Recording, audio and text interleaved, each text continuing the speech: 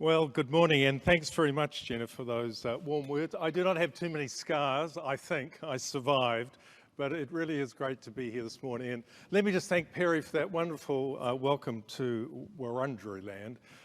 And I would just like to start by just paying my respect to elders past and present as well, which is always important to do because we are on the custodians of that wonderful people's land. And Jennifer, thank you for that wonderful overview of everything that you're achieving. It is exciting to see. And keeping our workplaces safe and getting people into meaningful work is so important for all of us and for a healthy society, making a difference, and because work is often where we get our meaning from. Now, as Virginia said, I'm actually not going to be talking specifically about workplace reform. I'm going to be talking a little bit about a sort of a broader context of what I think we all face as a nation, as individuals, in terms of the future of our economy, the workplace, and how we work and what we do. It's a very appropriate theme for the meeting. Fit for the future. Collaboration so important. Innovation and achievement. In fact, when I saw it, as Virginia said, I'm responsible for now chairing the review of the Australian Public Service. And when the then Prime Minister, only one ago, wrote the description, it said, fit for purpose in 2030-35. In fact, it said a couple of decades. And, as I read that, when I first read it, I thought, oh, yeah, that sort of makes sense. I think I sort of roughly know what the world's going to look like in 2030, 35. But then I started to think about it. In one sense, we do know. In another sense, the world is changing so quickly that it's very hard to know. So what I thought I'd do is just share with you some of the big themes that we're starting to explore within that review, and then come back and talk about what I think are some principles in which we can all respond to the changing world around us. Now, I have no moratorium on the truth. They're my reflections. I just share them, for hopefully that they'll be of some value. But I do think we all need to reflect on just how we respond in the changing world. So that's what I'm going to do in all 22 minutes before Virginia tells me to get off the stage. So, and by the way, I think Stefan, Tim and Diane will also pick up on some of these themes as well, because I'll sort of take a broad sense and then they'll sort of give you the substance behind it because they're far more intelligent than I am. But look, the first one that we started to reflect on out to 2030-35, and this is actually even more immediate, is that the world is changing so quickly and we live in Australia in this global context. And you need to remind yourself, by 2030, China will definitely be the largest economy in the world. The US will be second, and what will be third? India. Australia will no longer be in the top 20, nations by GDP by 2030. And we have this enormous change taking place. And so, as a nation of 25 million people, we need to put that into context. So I asked the question with the Australian Public Service, how many of our public servants, and I'll put this to private sector, actually have any comprehension of Asian culture at all? Because that's going to be the reality in which we work, literally only 12 years away. And so these are not sort of, big statistical themes. These are very real and very immediate in terms of what impact it will have as we go forward, as you're looking at the workplace here in Australia. So that is going to be an enormous shift. The other interesting thing is that Africa, by about 2032, will be 1.4 billion people. 1.4 billion people. Africa has been this developing nation for years, and suddenly it's going to go to a whole different level. And I think it will have an enormous impact on Australia. So that's the first thing. The other one is, this whole demographic shift that, we've already referred to this morning. Virginia referred to it, as did Jennifer. But we do have this enormous population growth continuing on. So what's the population of the world today? 7.7 billion or thereabouts. In just 12 years, it'll be another billion people in this world, another billion people. Just in Australia, irrespective probably of immigration policy, which we will not go into, but it will be in the order of 30 million people. That's why you're getting so much infrastructure build. We're trying to work through what we need to do to make sure that we have a nation that is ready to support such a population growth. But you also know the ageing population. It was yesterday. It was in question time about the number of people be over the age of 85, over the age of 60. And you've got China, Japan in exactly the same position. So this enormous demographic change, which is going to change the nature of the workplace because people work longer. I personally think retirement is a misnomer. I think we should try to get rid of the term because people do not retire. They transition to doing different types of work. And this definition of work being within some institution, I think, is misplaced and could cause us to really start to do things that I don't think will be in the best interests of individuals. So enormous change that's going on in the demographics. And then a whole new generation of people coming through that we talk about, millennials. I'm not sure they're that different. I know that there's a lot of data around about their data literacy and their desire for greater purpose. Maybe. I think that when you start to talk to them, there are some different values they hold, but I think fundamentally they're looking for quality of life, be able to have meaningful relationships, make a difference in the world in which they live, things that you and I, really want to be a part of. And that's what is critical in terms of what we should be focusing on, I think, as leaders. And then, of course, technology change, and Stefan will talk to this, I'm sure. But I see no, reduction, no slowing in the rate of technology change. And I've been in the technology industry going back to, the late 70s when I first joined IBM. I mean, it is not slowing. At times there's sort of more publicity about the change, but technology is enabling us to do things that we never thought would actually be possible, and that refers to AI. But there's three big trends I wanted to talk about. Firstly, technology or the speed of computers will continue to get faster and faster, and they get smaller and smaller. And these wonderful things that, as you know, I was involved in at Telstra, will continue to become an integral part of our lives. In fact, as you know when you lose your mobile phone before when you lose your wallet, because it's such a part of your extension. And then, Apple announces their new range of phones that, suddenly take over the world again. And I think the innovation coming from, this ability to connect will continue to grow. And then you've got this whole world of intelligent infrastructure that is going to mean that about 100 billion things will be connected around the world. So this is going to change the nature of the workplace. Enormous opportunity, because you can create a safer workplace because of that, but it doesn't necessarily mean that. So you've got that whole advance. Then you've got the whole world of digital data, big data, artificial intelligence, data analytics. We talked about it in Jennifer's presentation about using data to gather greater insights. But it is very hard to get good quality data, let me assure you.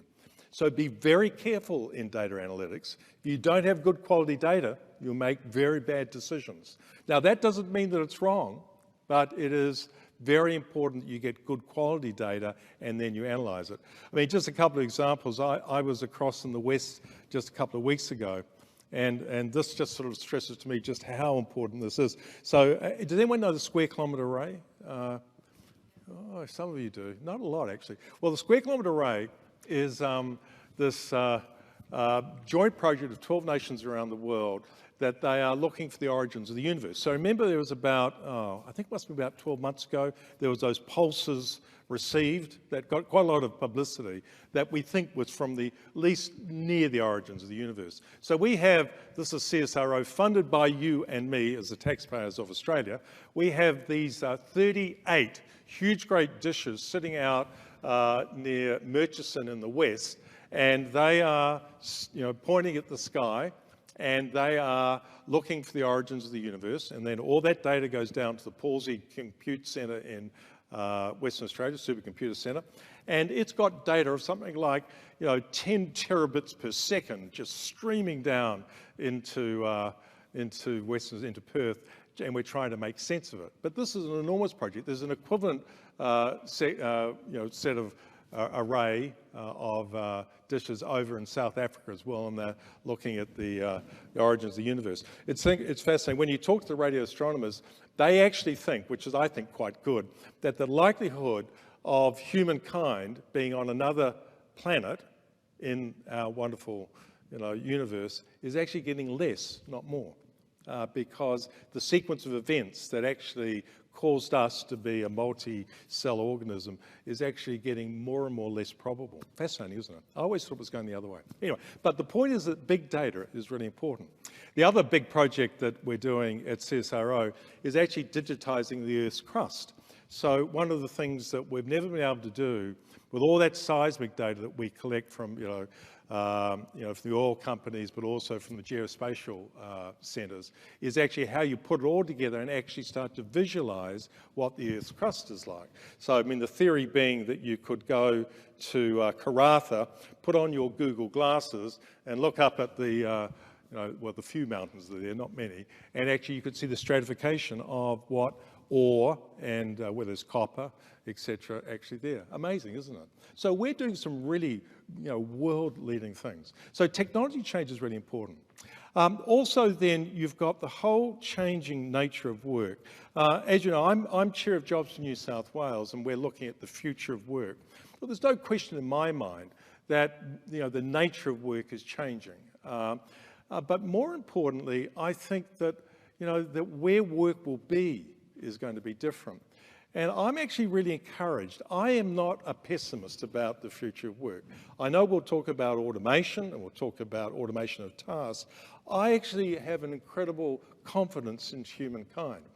I don't know if you've ever seen the data, but if you go back to the 1900s and you look at where the distribution of the workforce, about 70% of the total global workforce was working in what industry? Agriculture or related. What percentage of today's workforce works in agriculture? What do you think? Well, it's less than 10%. So in a period of 100 years, we have completely reoriented where work is done. And so while there will be change going forward, more the question is, what do we do to adapt to that change? It is not that change is happening. Change is good. But what the role of leaders and of organisations, of governments, is to prepare the community, citizen for change. And I think that's what we need to be doing, and also help to define. But jobs went in the 1900s, up to 1920s, up to 30s. Enormous change in where work was done. The other thing with some data we collected in New South Wales, over the last 5 years, there was about 600,000 jobs created. Really interesting, 600,000 jobs created. Interestingly, 350,000 jobs in the corporate sector went away. And where did all the new jobs come? Small and medium business. In fact, it was 6% of the small and medium businesses who were creating most of the jobs, and they were these scale-ups or fast-growing companies. Not all technology companies, let me quickly say. Not all technology companies. So you've got to look at what's going on. I think the corporate world is where we've often focused, is not going to be where most jobs are created. It's going to be in small and medium business, and then that creates a whole different dynamic in terms of what we need to do in terms of making sure there is a safe workplace, and then how you get to small businesses, what you do with them, how you make sure that they have all the standards necessary. And then, of course, we have enormous volatility, be it climate, be it political, and all this creates enormous change. So just in the last 10 minutes, what do you do? What do you do in a world that's changing like this? And I would say that it is changing faster than what I have seen in my short career. And therefore, there's an opportunity for us all to stand up and do things differently. So let me just talk to 4 principles very briefly, and then we can move on to other topics. So look, the first thing is, be it individually or as corporations, it is really important that you have clarity about what you stand for and what your culture and your values are. And in fact, if you're talking about workplace safety, you need rules, but culture is so strong in terms of making sure that people are looked after, are brought back to work. If you have the wrong values and the wrong culture, then I'm afraid that your future is probably going to be less successful than it could be. But it's incredibly hard to do. I hear this talked about in many meetings, and the purpose-led organisation, values-led leadership. The problem is you don't see it actually done often. And so when you talk around culture and values, unless it changes behaviour, unless it actually does something, it's actually just words on a chart. And so it is one of the hardest things to do. I wrote a LinkedIn article when I was at Telstra that said the hardest thing that we ever did was actually to move the culture at Telstra. And by the way, I'm not sure I really moved it that far. We moved it a bit, made it a little bit more customer-centric. But I tell you, it was difficult and it was rigorous. It was hard work. And yet so often we give it just lip service. And I think it's really important for all of us in our own lives and in the organisations we lead or we're involved in, that you really spend time on it. So that's the first one. The second one is around an external mindset. Now, I use the word customer centricity. I've always wondered, why is it that big corporations, you can name any big corporation in the world, that they lurch from crisis to crisis, or any organisation, or even a political party. There's something inherently within human nature that we become arrogant, we become self-serving, and we become inwardly looking, that we're more worried about how we survive than actually making a difference. And I personally think that customer centricity or an external mindset is the one way that you can keep yourself sort of on the edge, as Andy Grove used to say. So customer centricity, yes, you want to give a good service. Yes, you want to be driven to make an outcome in an individual's life. But that's the only thing that really matters. You see, all the other stuff we do, is just about propping up existing structures. So customer centricity or an external mindset, a way of continually testing whether you're making a difference and being unscrupulously honest is really important. And I think that really applies to the workplace as well. It is very easy. Like, I sit in board meetings and I get all the stats as we go through OH&S, and you can say, yes, well, we haven't had too many near misses this month. But unless you drill down and really, really understand, you are really not making a difference. And it's difficult, again. So customer centricity is really important. And then the third one is, I think, as personally important as it is for organisations, is this constant sense of reinvention and innovation. Now, innovation has become a much misused word. Innovation at its simplest form is just about continual improvement, doing things better, how you answer the phone, how you write a good report. Innovation happens every day. In fact, I think creativity and innovation are very closely linked. And I think it's a fundamental human trait that people want to make a difference. They want to improve things. They want to make some difference to what they do. So to do that, you need to be willing to reinvent yourself. So that's why data is important. That's why culture is important. But this constant desire to reinvent ourselves and our organisations must always be prevalent. And if I looked around this room today, I'm sure many of you have reinvented your career. If you haven't, you should, because your career will change. And the ability to reinvent, to take your skills, to make a difference is critically important. And if you build that into what you're doing, you will never stand still. And then the last one, which I mentioned in the heading of this presentation, is around organisational design, agility, and leadership. The traits of leadership today that are important are fundamentally different to what a static world requires. The days of command and control were never right, I don't think, even in the military. but the ability to lead people, to really drive change, and to give people the ability to make decisions and to make a difference is what really good leaders do. Do you need process through that? Absolutely you do. Do you need, commands? Yes, you do. But what you've got to do is build that discretionary power of people. And in our organisational design, these large, complex structures we build are no longer agile enough to actually drive the sort of change that we need. So this is the world that we're facing into. And this is the world that we need to design to and we need to be a part of as you look at workplace safety and rehabilitation.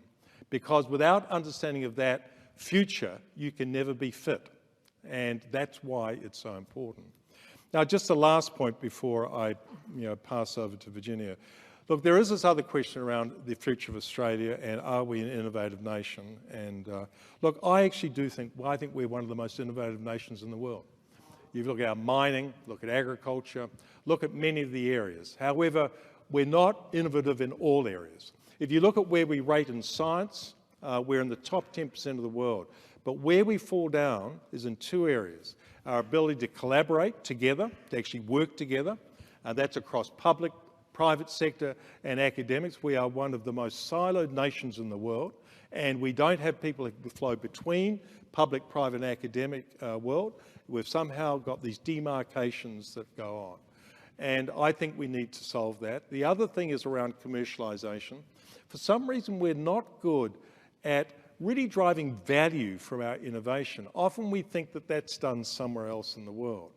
And that's what we need to focus on. We have some of the best brains, the best people here in Australia, and we need to keep capturing that and making them really successful. So, let me just conclude, because what I wanted to take you through this morning is just to say that being fit for the future is not all about Mitchell Johnson and being fit, which I wish I could come to that presentation. It's about understanding the future and where it's going so we can be ready and to take advantage of it and the people that we serve so that we can be ahead of the game. And I talked around a number of different themes about our place in the world, around technology innovation, around the changing demographics, around the changing nature of work and volatility. So they were the 5 themes, and that's what we're looking at with the Australian Public Service in terms of how do we make sure that we have a fit-for-purpose public service in 2030-35, the capable in data analytics, capable in AI, but an agile and fast-moving and dynamic organisation. But I talked about 4 principles that I think are really important. Firstly is around purpose and values. If you don't understand where you stand there, then I think that you are not achieving everything that you can. Secondly is around customer centricity, about having an external mindset. Thirdly is around the sense of reinvention, of continual innovation or continual improvement, and then the changing nature of leadership and organisation structure. If you follow those principles, I think you go a long way towards being fit for the future. So I wish you a great conference. I hope you have a wonderful time. I'm sure there'll be a lot of good discussion, and I'll look forward to the panel discussion later on. So back to you, Virginia. Thank you.